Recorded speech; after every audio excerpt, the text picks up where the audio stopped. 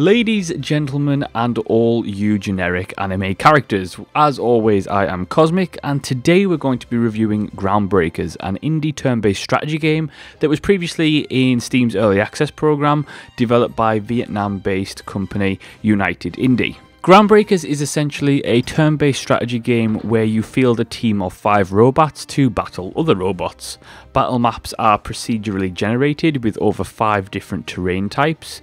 The game is set a few centuries after an apocalypse. The ice in the 2 poles have melted essentially and the Earth has no land left. Then corporations have sprung up to create giant land-filled cubes that are linked together that contain the population of the world now. Minerals are a rare resource and corporations now employ water-powered robots to fight for territory and do all the business. Upon first appearance, Groundbreakers doesn't particularly leave a good impression, not because of the mechanics, but because of the visuals. When you first see it, it is a visual mess. You have a disjointed art style between what's actually going on the screen and then all the characters and officers and all the the story of the game being told by static anime characters, which just doesn't feel very good in any sense of the word, and then it leaves the game visually feeling disjointed. The graphics themselves are unpolished and look awful. The colour tone of the game again is very bland and problematic, and I think the game would have just really benefited from some real love and attention on the visual side by someone to give it a really unique cartoon art style or something like that. Would have made the game so much more appealing visually and really left a better first impression.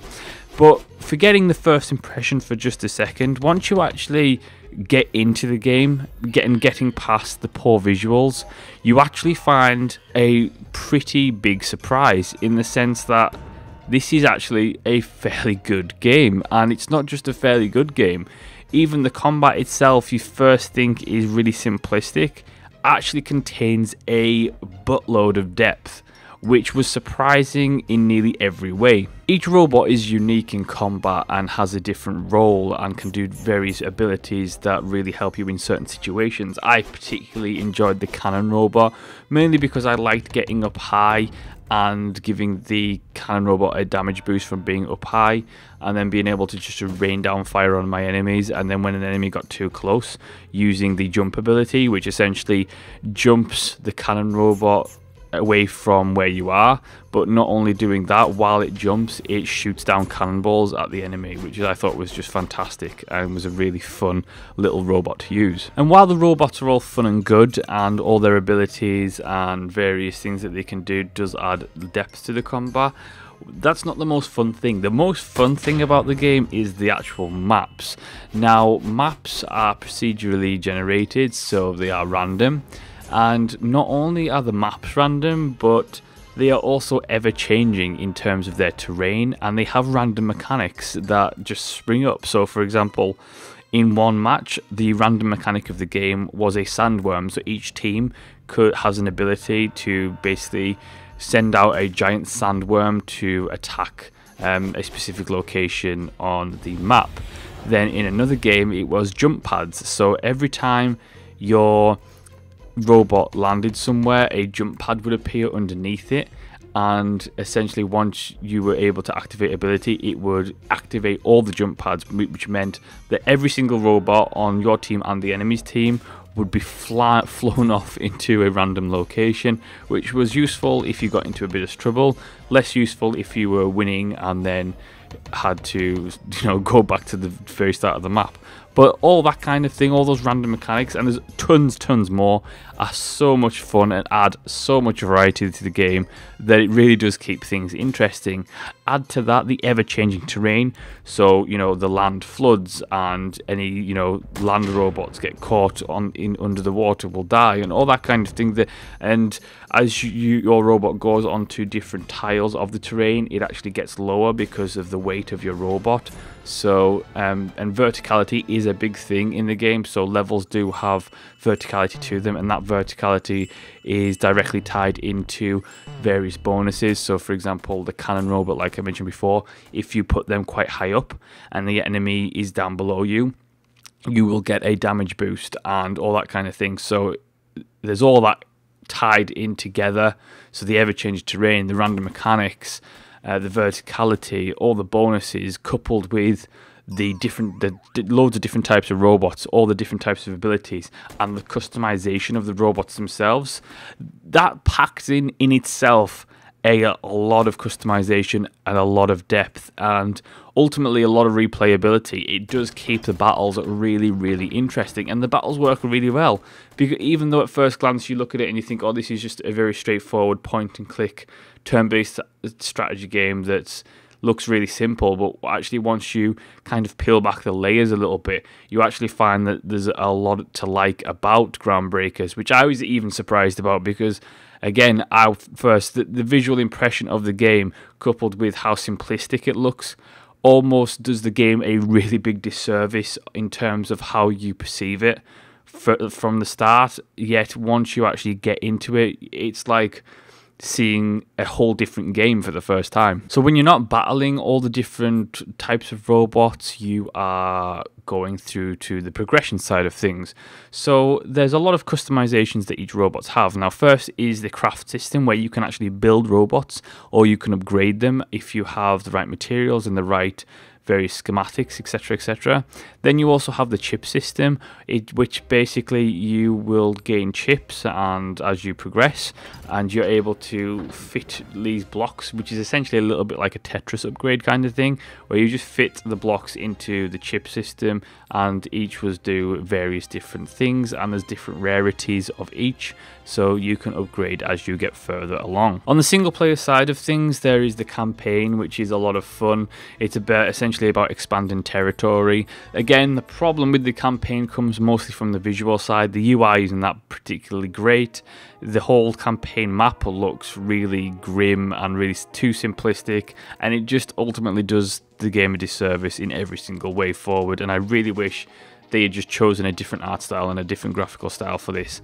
And I think even something that was more simplistic, that even a 2D game at this point would have been preferable if they had pulled the art style off in a nicer way, in a nicer fashion.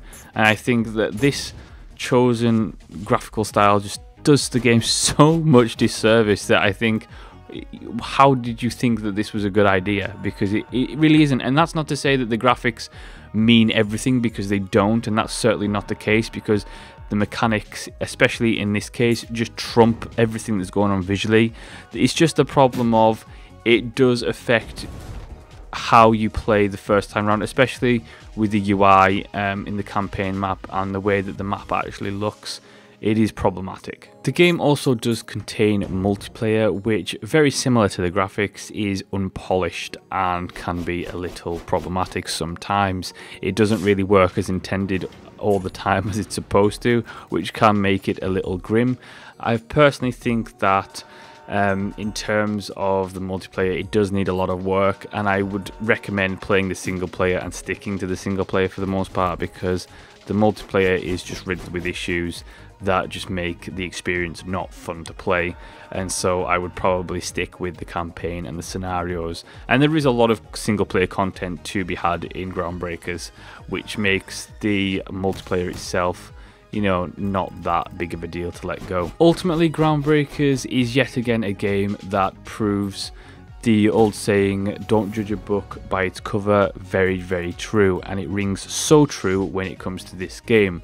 Visually, it's a mess. Visually, it's unappealing and almost off-putting at parts, yet underneath that ugly visage is a game with a surprising amount of depth, that just packs in mechanics that are so much fun for turn-based strategy. It is an absolute blast, and I couldn't believe actually how much I enjoyed it after being so put off when you first open it up and you just think, oh god, what is this going to be? And then you actually play it, and mechanically it is sublime. Yes, it does have a few issues on the multiplayer side, but when it comes down to the single player variety and the actual combat itself, it is an absolute blast, and I have no problems heartily recommending Groundbreakers to people who like turn-based strategy games.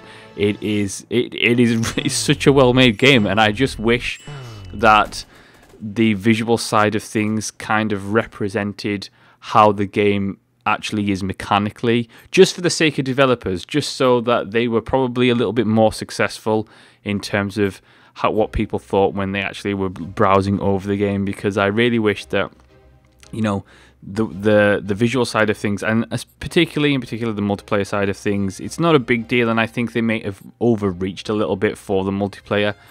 But if the visuals were completely overhauled and given a really nice art style, and then you had the issues with multiplayer fixed, it would be fantastic. And ultimately, the game is fantastic. Its core mechanics are fantastic. All, you know, the random generation of the maps, the verticality, the ever-changing terrain, the random mechanics on the battlefield is just fantastic, and it is so much fun that I definitely recommend that you go and pick up Groundbreakers to just give it a try if you enjoy turn-based strategies. Now, I am giving away a copy of the game, so the link for that competition is in the description below. Thank you so much for watching and listening. Do like, subscribe, and leave a comment. If you've played the game, let me know what your thoughts are. Let me know what your thoughts are of the review, and I will see you next time.